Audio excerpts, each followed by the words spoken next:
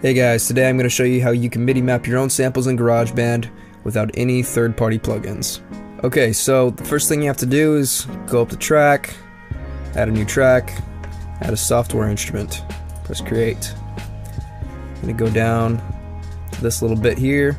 This is your instrument panel. Click on this, go down to AU sampler, go down to stereo, click on that, and there we go, we have the sample player. Alright, so you're going to want to go down to show editor, click on this right here, click on this plus sign, and go ahead and choose your sample. I'm going to choose this bass drum. Alright, now you can delete the stock synth that's in here.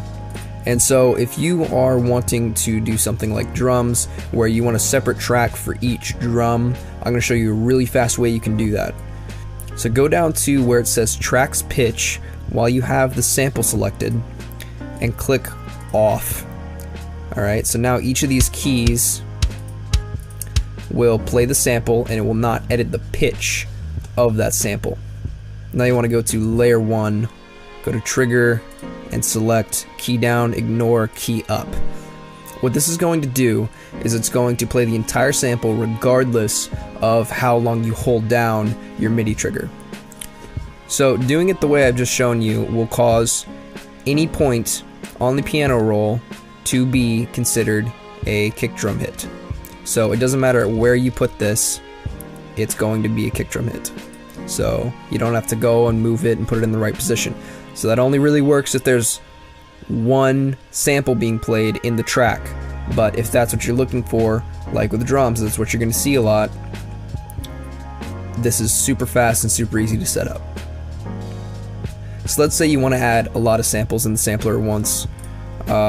What you're going to want to do is go over to the sampler, go to the mapping, and basically you're just going to play with the root and the key range of each sample. So I have 3 samples in here, and they're each exactly 1 space apart.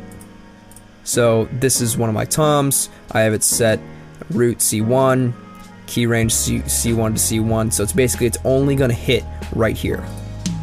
And then the next one, similar thing, C sharp 1 all the way around, only hits right there. Third one, as you can imagine, is D1. It's only going to hit right there. So now if I go into the piano roll and I click on my points, they're each going to play their respective sound, and if I drag it, it's going to change, and out here is nothing, and out here is also not going to play anything. So something you need to keep in mind is whatever key you assign something here, it's actually going to be an entire octave lower when you go to actually draw it out. And I don't know why that is, I assume it's a glitch, but if you see the sound is at C1 and then we go into this, we're actually at C0.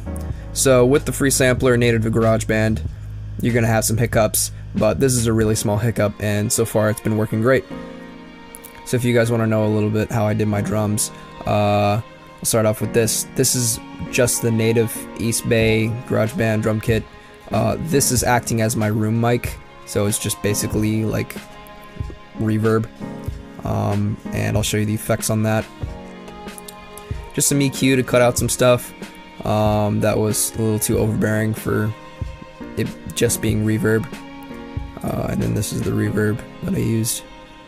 Then we have the China. I really didn't touch that.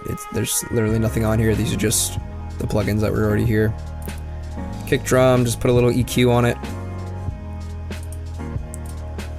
Toms, again, just put a little EQ. On the snare, I did some EQ, take away some harsh spots, and I compressed it some. And then on my master track, I just EQ'd it some, brought up the lows and the highs, and then I compressed the whole mix.